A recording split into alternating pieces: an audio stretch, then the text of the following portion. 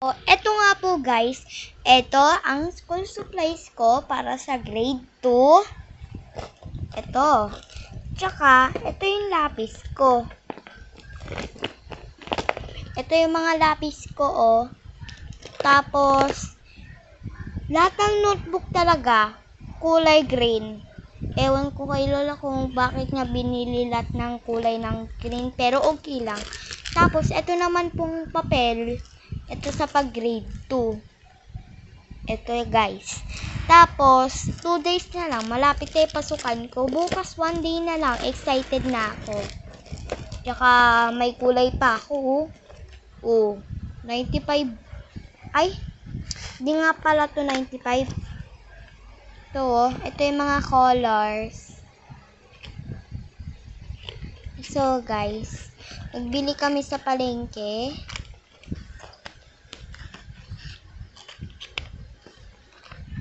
O, ayan. And so, guys, ito na yung bag ko. Tapos, puro mga zipper. Ano ko.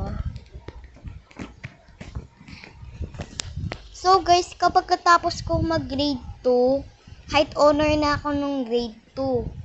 Tapos, pagkasunod kong grade 3 na ako. And so, guys, bye!